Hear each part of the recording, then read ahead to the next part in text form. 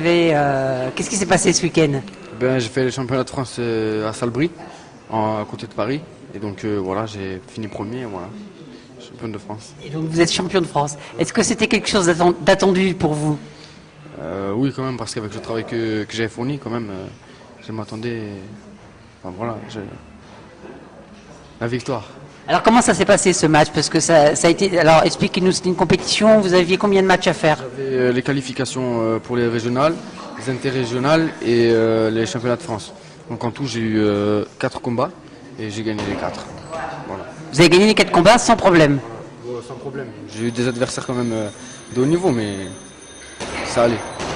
Alors il y a eu l'anecdote aussi où vous dépassiez un peu le poids. Alors il a fallu faire un peu d'exercice, racontez-nous.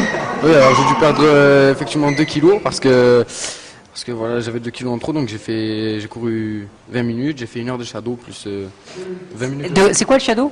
Le shadow, c'est faire boxe imaginaire en fait. On frappe dans le vide en fait. D'accord. On s'imagine qu'on a un adversaire, plus 20 minutes de sauna. Et en faisant tout ça, vous avez perdu 2 kilos. Ah oui, Pas possible. si, ouais. Je croyais pas. Vous devriez ouvrir une boutique de conseils. Alors, maintenant, faites voir cette médaille. Donc, c'est quand même une grosse récompense parce que... Ah oui, c'est sûr, ça fait plaisir. C'est la mérité. Oui. Voilà. Et vous avez envie de faire quoi par la suite? Envisager des championnats en amateur et voilà, si ça continue comme ça en pro et puis voilà. Je vois que toute l'équipe a fait silence autour de vous là. Si la caméra peut faire un panoramique, est-ce que pour vous ça a été un soutien cette équipe? Ah oui, c'est un travail d'équipe, c'est pas un travail individuel, c'est toute la salle. Et quel a été aussi donc pour vous ça a été un rôle. Ils étaient présents le jour du match? Ah oui, ils étaient présents, tous là, même s'ils me voyaient pas, ils étaient là. Ouais. Voilà. D'accord. Et on va remontrer bien la médaille parce que je crois que etc. Et aujourd'hui donc vous allez continuer à venir vous entraîner ici? Ah oui, là, ça c'est clair. Alors parlez-nous de l'association, c'est le Sporting Club Salonnais, c'est ça, hein? C'est un club de boxe magnifique avec des entraîneurs, avec Ludo qui est mon premier coach parce que c'est avec lui que je fais tout. Bonjour Ludo, alors ça a été facile de travailler avec lui? Ouais, c'était facile parce que c'est un garçon qui a du courage. Il va pas cracher sur ce qu'on lui donne. Il prend tout et si on aurait des gamins comme lui tous les jours, eh ben ça serait merveilleux. Que des champions de France, ce serait beau, hein? Ouais, ça serait beau, ouais, c'est vrai, ça serait beau. Mais bon, il a aussi des difficultés comme le poids, bien sûr, que c'est un des gros défauts de Christopher. Il aime bien. Christopher aime bien manger. Voilà, Christopher aime bien manger. Ouais. Et tu préfères quoi dans la nourriture? Les kebabs. Ouais, c'est vrai, les kebabs, on en mange beaucoup. On en mange beaucoup. Dès qu'il y a un kebab, il faut fuir, hein? Maintenant, on fait attention. Est-ce que quand on a passé les championnats de France comme ça, on pense à des championnats d'Europe? Il y a l'équivalence. Enfin, championnat d'Europe, c'est vraiment, enfin, c'est haut aussi. Mais il a les capacités pour. Hein. Il a les capacités pour. Ouais, c'est sûr. Écoutez, on vous félicite, hein, vraiment sincèrement, et puis on vous souhaite une longue carrière dans la boxe amateur, hein, et avec je crois que tous les Salonnais sont très fiers d'avoir un champion de France parmi eux. Merci. Un petit mot à dire?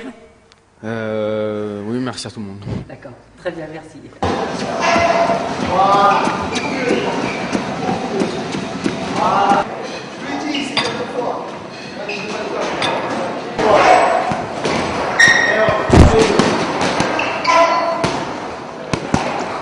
Distance.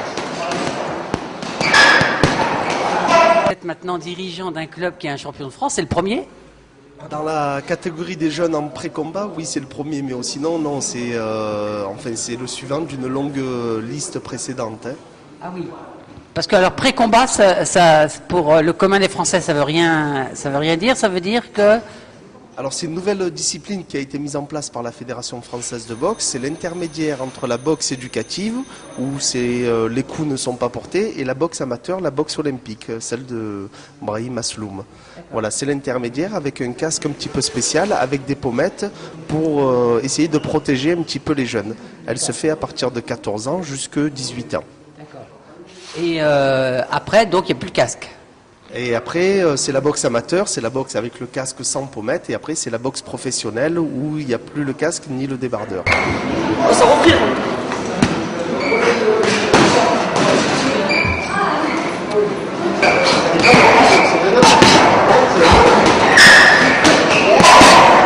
Jean-Pierre Di Stefano, vous êtes connu dans le monde de la boxe. Hein. Oui, je suis à la Fédération française de boxe, je suis vice-président du comité de Provence. Ouais.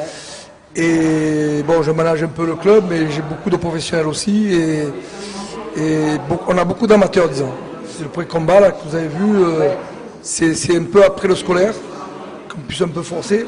Mais c'est surtout pour commencer à prendre un peu des coups, pour supporter déjà les coups qu'on peut forcer, disons. Donc c'est une étape Avant de passer à amateur. dans la, voilà, c'est ça, c'est une étape de formation des boxeurs avant de passer. Et justement, quand on arrive au niveau des championnats de France et qu'on termine en première position comme ça augure de. Ça donne des espoirs. Mais enfin, bon, c'est la boxe, c'est très difficile. Bon, il a 15 ans, je crois, Christopher. Il a 15 ans. Ça peut évoluer. Il y a les études qu'on est toujours derrière, parce que les études, c'est avant le sport, et le sport vient en second. Donc, il faut qu'ils se suivent ensemble. Ouais. Mais il peut évoluer dans les amateurs. Il a la capacité pour évoluer. Il a une grosse marge de progression. Et donc, j'ai bien rencontré Christopher au début et effectivement, il y a une bonne marge de progression et il est extrêmement dévoué et il travaille très très fort. Et comme je lui ai dit tout de suite en arrivant, je lui ai dit, écoute, si tu veux boxer, il faut t'entraîner. Si tu veux gagner, il faut t'entraîner encore davantage et encore plus dur. Et je pense que c'est ce qu'il a fait. Il a gagné, c'est la preuve qu'il a écouté ce qu'on lui a dit. Ça prouve une détermination. Pour en arriver là, il faut quand même pas avoir froid au dos, quoi. Absolument, il est extrêmement motivé et on est extrêmement dur avec lui. Donc s'il est capable de passer par-dessus les entraîneurs qui sont pénibles, je pense qu'il est capable de battre n'importe qui dans un ring, parce qu'on est parfois très pénible, mais pour son bien. Alors, donc, vous êtes assez positif en disant que la boxe est pas un milieu facile, quoi.